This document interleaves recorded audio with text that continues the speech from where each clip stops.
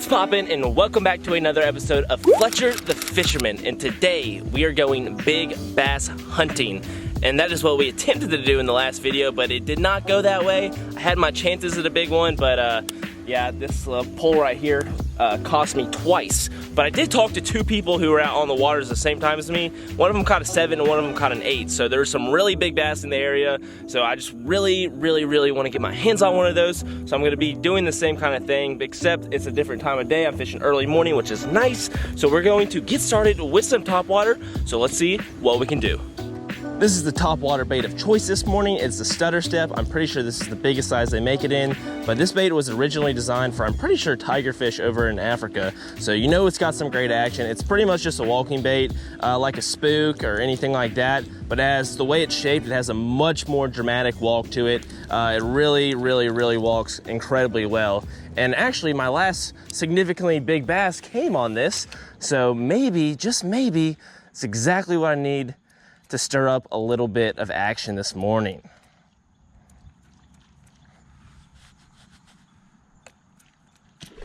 Yep, first cast. No, that was a big bass. That was a big bass. Oh my God, that was the first cast. That was a big bass, guys. That was easily a 4 or 5 pounder. Oh my goodness. Okay, hold on. Oh my God, okay. All right, that just got my heart pumping. Wow. I highly doubt that fish will hit this again, but it's worth a shot. Oh my goodness. I swear if that was my one opportunity to catch a giant this morning and I missed it, I'm gonna be thoroughly disappointed. But it's good to know that this is in fact getting crushed by toads. Let's get it. Oh yes. All right. Hopes are high this morning for a giant. And since I get the question every single time I use a spinning rod in a video to use a walking bait, why do I like to use a spinning rod for a walking bait? It's just personal preference. I feel like I can walk a bait better and more controllably with a spinning rod versus a bait caster. Not typical, but that's just what I prefer, and that's what I use, and I've had plenty of success with it, so I'm gonna stick with it.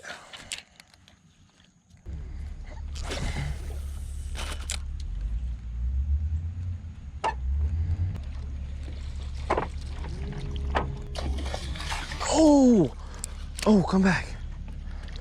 That was like a nice, probably 3 or 4 pounder. Oh my God, right at the boat. Oh!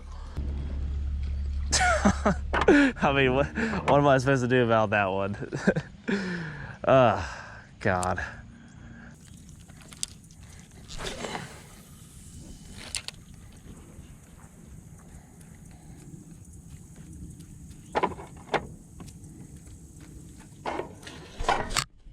Oh my God, what a hit. I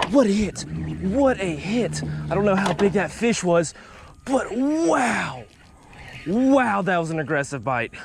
Holy smokes. Oh, that's a big one, that is a big one, boys. I told you they were out here.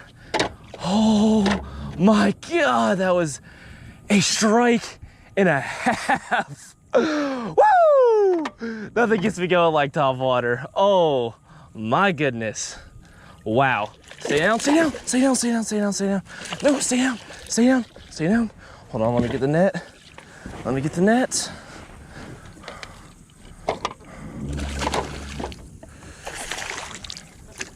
Hold on.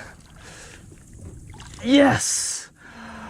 Woo! Let's go. Let's get this fish on the scale. That was an awesome hit. Wow. Solid fish, probably, I want to say around 5, mid-5s. Maybe, nah, I don't think 6, but just barely hooked right here. This is probably gonna come right out. Yep, just pressure hooked for 4.8. And that's in pounds, so 4.8 pounds, almost a 5 pounder. Let's go, solid fish to start the day. That's a long fish. If this fish was filled out a little bit more, this could be easily pushing 6. My heart is pumping so hard right now after that blow up. Whew, that is a great way to start the day. I wish we got that first one in the boat, but I mean, you cannot beat a blow up like that. That is one of the best blow ups I've had in a long time. I can't wait to see that back in the footage.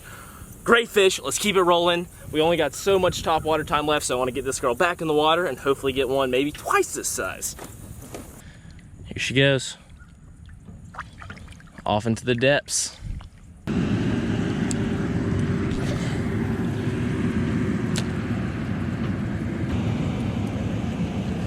Oh, there we go, fish on. It's a nice blow up. I don't think it's that big of a fish, but we'll take it. Oh yeah, come on in here. It's just gonna surf right on in here. And there we go, fish number 2. Oh, okay, hold on, let's make sure we get him in the boat. All right, officially fish number 2. There we go. Number 2 on the board, just a little dink, but wow. I mean, did y'all see how hard this thing crushed us? I don't know if y'all could see it as well as I could. It was kind of far away, so the GoPro might have not picked it up that well. But this guy hammered it. Definitely a future giant. See, oh God, okay. See you later, dude. So this area that I'm fishing right here is just pretty much a big flat. This whole semicircle out to there is like a 3 to 4 foot flat for the most part. And the wind was pushing super hard yesterday down this from my left and over here to the right, and basically pushed all this shad up in here. So I came over here and I saw a few shad flicking around. So I figured there might be a good chance of some bass being staged on this flat this early morning, and my predictions were correct. I just hope there's a bass that is twice the size of that first one, maybe even 3 times the size of that first one, hanging out somewhere over here. But we're gonna find them. Oh, a little a little dinker. That was like a 6-inch bass. The morning bite is officially over. The sun has come up and we're gonna have to switch tactics because the bass have moved off, but we're switching to a crankbait. This one particular is a square bill, goes about 7 feet. And basically the plan for this is to target staging bass that are staging for shad to roll through the area I'm in. Basically everything around me is 6 to 9 feet in depth, and it's right in the area where 3 parts of this canal come together. And so a ton of shad has been balling up here the last few days. It hasn't started to pop like I was hoping it to. Maybe in a little bit, the shad get a little bit more active, the fish get a little bit more active, kind of the transition period between morning and the afternoon. But we should find them. We're just gonna give this a go for a little bit, and then if not have any luck with this, I'm gonna go target some like bridges and deep structure and stuff like that, and see if I have any better luck doing that. Oh, right here at the boat. That didn't take long. Oh, I was just moving spots, just trying to like change my location to get more centered in this area, and this bass came up and crushed me right at the boat. Let him calm down for a second. It's just a little dude. And in the boat he goes. Fish number 3. Definitely not a fish to brag about, but there's a ton this size hanging out in this area, chasing shad. They're balling up, and these guys are just basically schooling together this size fish, and about up to 2 pounds. So probably catch a good amount of these, but hopefully amongst all the dinks, we will find us a nice big one staged out here. But this is a good start for this tactic. Let's keep it going. Later, buddy. That was not graceful, even a little bit.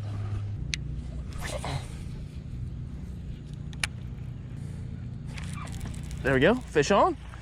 Oh, this one's a tiny little fish. Come on in here. Oh, I don't even have, just hopefully he just falls off. A true dink, not even gonna show you all this one on the big camera, just a little 1/2 pounder. Off he goes.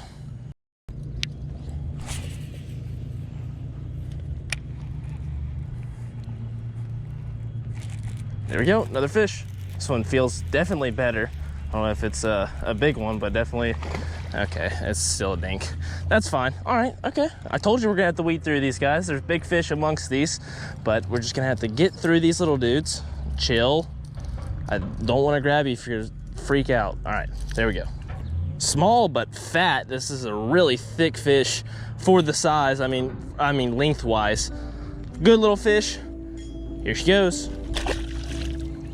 Right after that bass, the bite went completely dormant for like the next hour or so. Then I had to leave and head back to Charlotte where I'm at now, and then I just reviewed the footage. And I forgot to do the comment, picture, and question of the day, so there you go.